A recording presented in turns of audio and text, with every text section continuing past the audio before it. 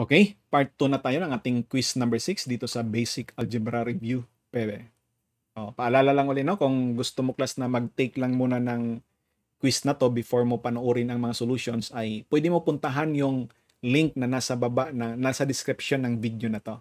So puntahan mo lang, mag-take ka ng exam. After mo ma-take yung exam class, balik ka dito class, or nandun dito sa Matalino class, kung matapos ko na to lahat, i-layout ko lang to doon class para ma-embed natin sa ating website yung mga videos na to. Okay? Bago mo panoorin ang mas ma-enjoy mo kasi class yung pag-take mo ng exam kung yung pagpanood mo ng video class, kung mag-take ka muna ng exam, bali na pag-isipan mo muna yun bago ka magpunta dito sa panonood ng solution. All right. One bag contains 4 white balls and 3 black balls. And the second bag contains 3 white balls and 5 black balls. One ball is drawn at random from the second bag and is placed unseen in the first bag. What is the probability that the ball now drawn from the first bag is black? Ano yung chance na black yung reno galing sa first na bag? Okay? Na-gets nyo class yung problem? Meron na dalawang bag na may laman na mga bola, white and black. Okay? May bilang dyan class. Isang bola daw ang dreno at random. So, pulot ka lang doon class. Random lang. From the second bag. Tapos, inilipat doon sa first na bag.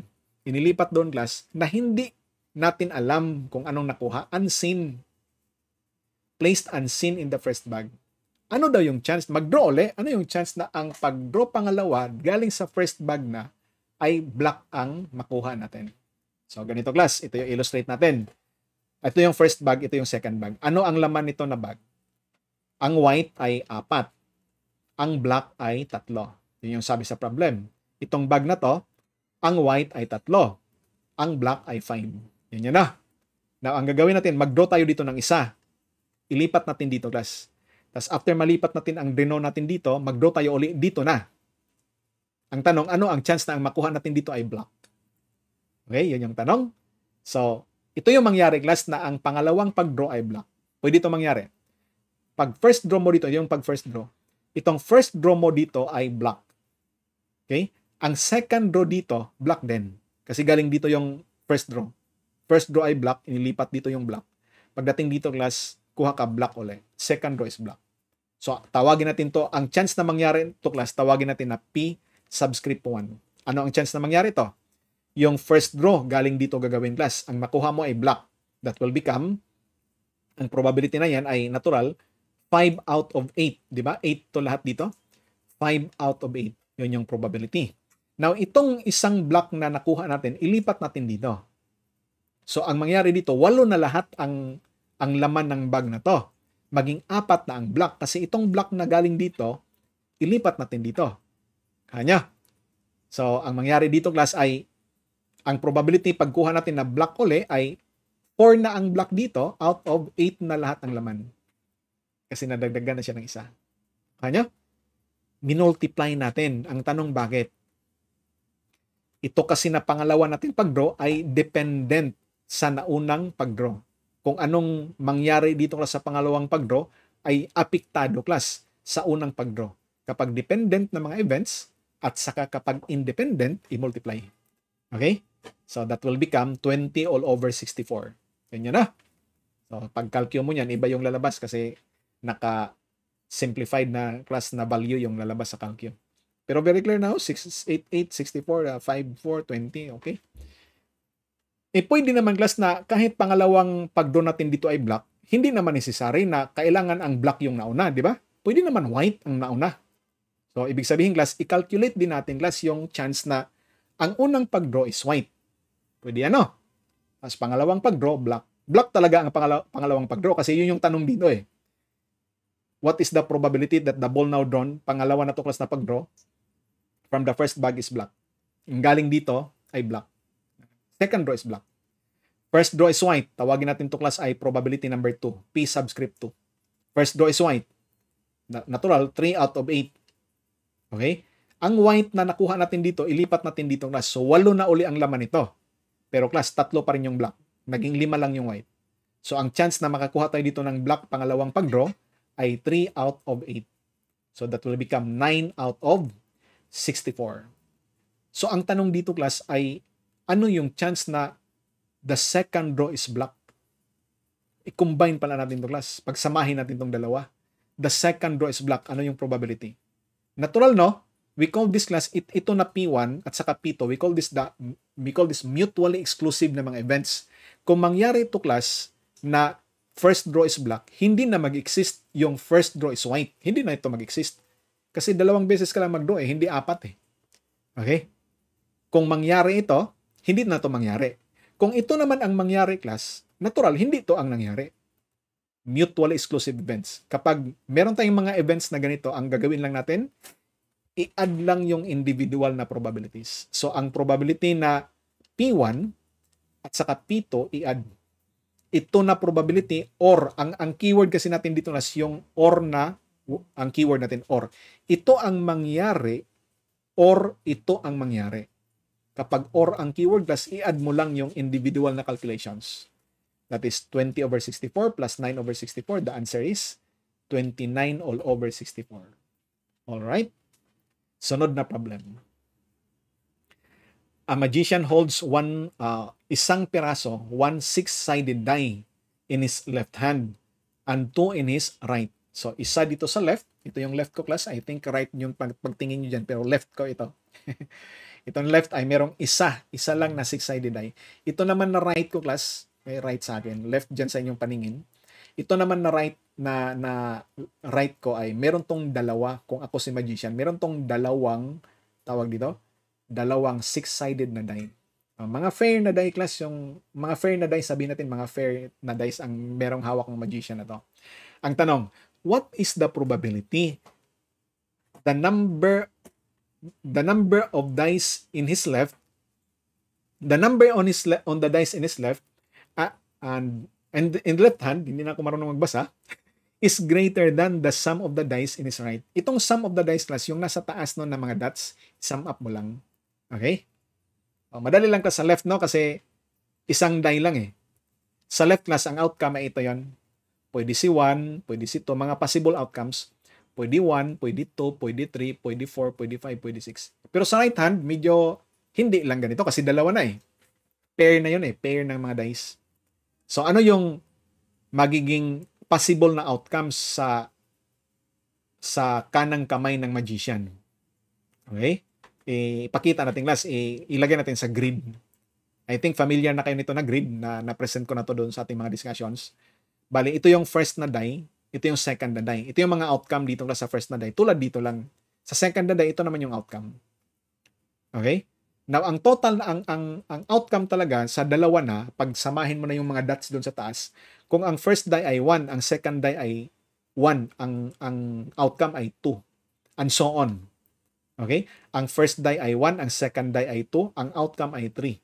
Kung ang first die ay 1, ang second die ay 3, ang outcome class ay 4, and so on class.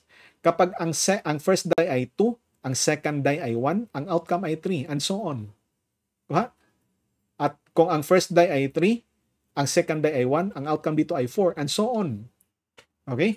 So, meron tayong total possible outcomes class doon sa right hand ng magician na 36 kasi 6 by 6 to Bilangin mo to lahat ng numero dito sa ating grid. 36 to lahat class. Okay? Ang tanong dito, ano ang probability na ang number dito sa left ay greater than the number in the left hand is greater than the sum of the dice in his right hand? Okay?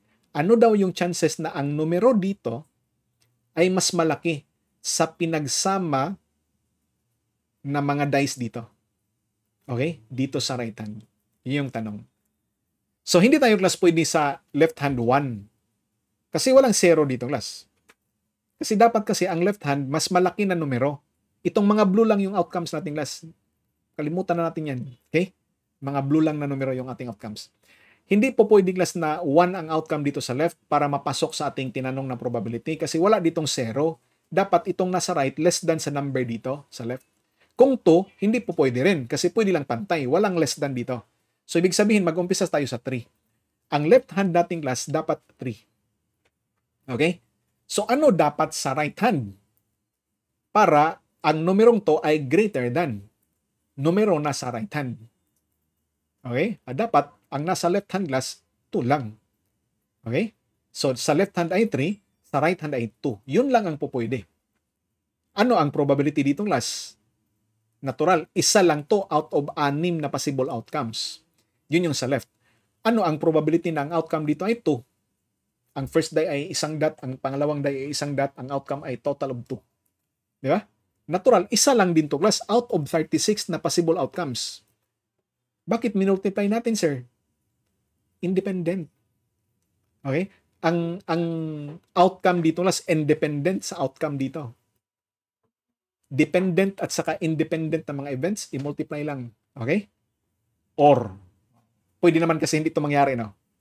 Or. No? Add tayo, class, kapag or yung ating keyword. Or. Ang outcome dito sa left ay 4. Ano dapat yung maging outcome sa right para masatisfy uli ang statement na dapat ang number dito sa left ay mas malaki compared sa number na nasa right. So, dapat ang nasa left no ay pwede ang 2, pwede rin ang 3.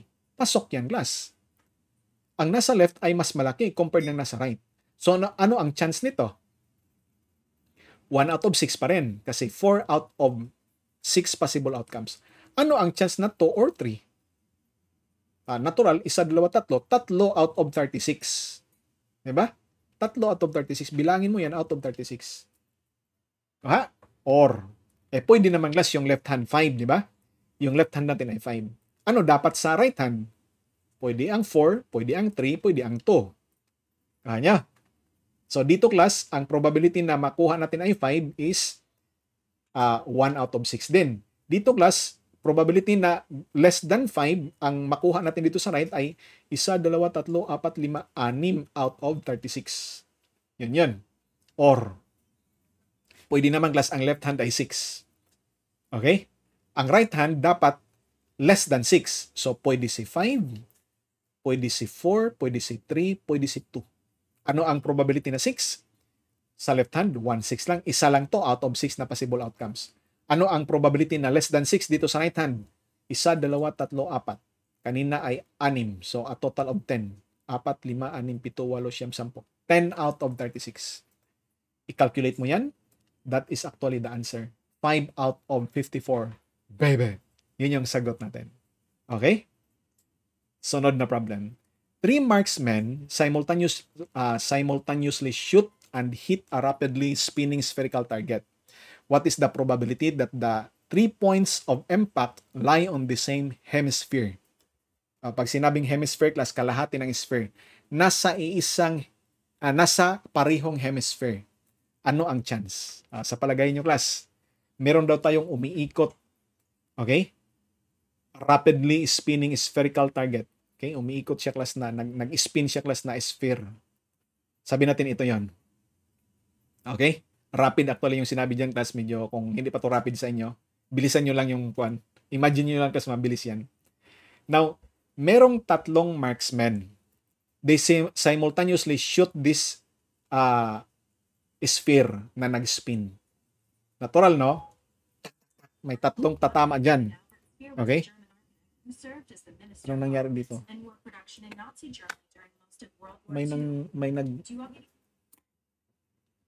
May nag-load dito na audio. Tumunog yung iPad bigla. So, ang mangyari dito, kasi nagulat ako. Hindi naman siya, nag-charge yun eh. Nasa baba ko si class. Ewan ko na pick up ng mic. Tumunog bigla. Nagulat. Ang gagawin natin dito, class, no? Sabi natin na random lang yung pagtama ng 3 marksmen doon sa target. Ang tanong dito, ano yung chance na yung 3 tinamaan nila, class, nasa isang hemisphere lang? Patigilin natin ito, class, para sikat. Okay? Para hindi tayo maabala. Sabi natin, class, ito yung isang marksman, class. Ito yung isang marksman. Nakatama dyan. Tumama dito. Nasa grid talaga. Okay, nandito rin yung isa. Nandyan yung pangatlo. Okay? Now, ngayon, ano ang chance na itong 3 nasa isang hemisphere? Paano natin ma-define? Ang problem na itong, class, no, walang definition kung paano mo i-define ang hemisphere, di ba? Ano yung hemisphere na boundary, walang sinabi class. Walang fix dito na hemisphere actually. Basta nasa isang hemisphere sila. Now, dahil walang fix na hemisphere dito, hindi sinabi class na ito yung kalahati ng sphere doon ka sa taas, dito sa baba. Walang ganun class. Okay? So, ang gagawin lang natin dito class, no? Kung i-apply natin yung konsepto sa geometry na kung meron kang dalawang points doon sa surface ng sphere, automatic yan class. Pwede ka mag-create ng arc ng great circle na dadaan sa dalawang points na yon. Okay? Sa dalawang points class sa surface ng sphere, makakreate ka talaga ng great circle na dadaan sa dalawang points na yan. Kahit saan mo pa yan ilagay class. Kahit dito mo pa ilagay yung dalawang points. Dito. Sabi natin, gawa ko ng dark. Dito mo class ilagay. Okay? Maglagay ka dito ng isang point at saka isang point. Makagawa ka talaga dyan class ng great circle. Ano yung great circle? Naalala nyo? Great circle class yun yung ano yan? Circle na ang center niya ay yung center ng sphere. Okay? Kung ano ang radius ng circle na yon, yun class yung radius din ng sphere. So, nandito yung, sabi natin approximately, nandito sa gitna yung sphere. Makadaan ka dyan class ng great circle. Natural, hindi natin dito magawa manually, no? Kasi, medyo kan siya. Pangit siya tingnan, manual na drawing. Ganyan. I-apply natin yung class na principle. So, ibig sabihin, no, sabihin natin itong dalawa, i-pair natin to class. Itong dalawang to, i-pair natin. Magkakaroon tayo dito class ng isang great circle na dadaan sa kanilang dalawa. Okay?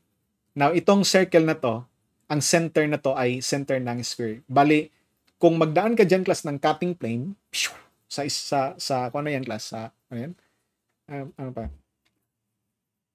Baligtad. Paano yan ganyan? Idaan ka dyan.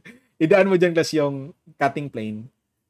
Makakuha ka class ng hemispheres, dalawa. Ang upper nito na circle, upper na hemisphere, at saka, okay? Lower. Para hindi tayo class malito niyan, tanggalin natin itong mga grid. Yun yung makuha natin. Itong upper, itong lower na hemisphere. Now, itong dalawa class actually, nabilong to either of the hemisphere. Pwede to sa hemisphere na to, pwede rin dito class. Ang pangatlo class, nandito sa baba. Kung itong dalawa nandyan pwede siya nabilong dito sa upper, pwede rin siya mabilong dito sa lower, anong ibig sabihin? Itong tatlo class, nabilong sa iisang hemisphere lang. Automatic yan. Kanya? What is the probability that the 3 points of impact lie on the same hemisphere?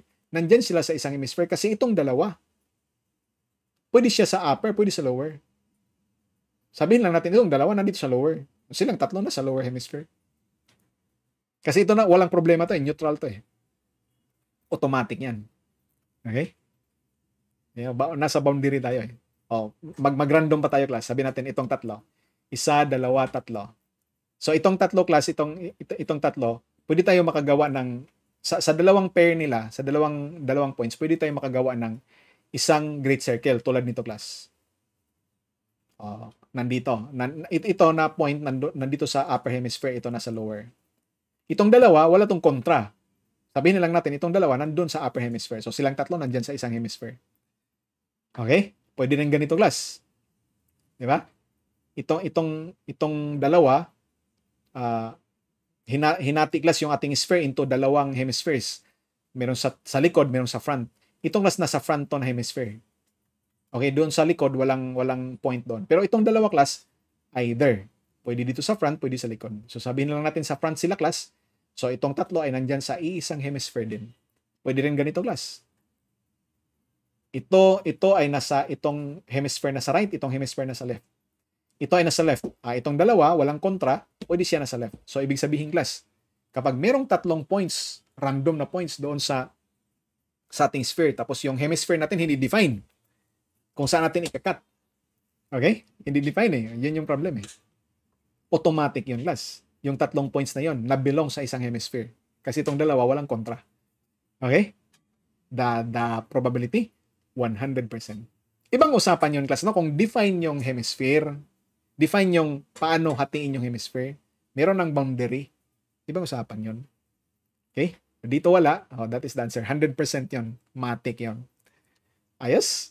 At dito natin tinapos yung ating part 2 ng ating quiz number 6 dito sa Basic Algebra Review. Baby.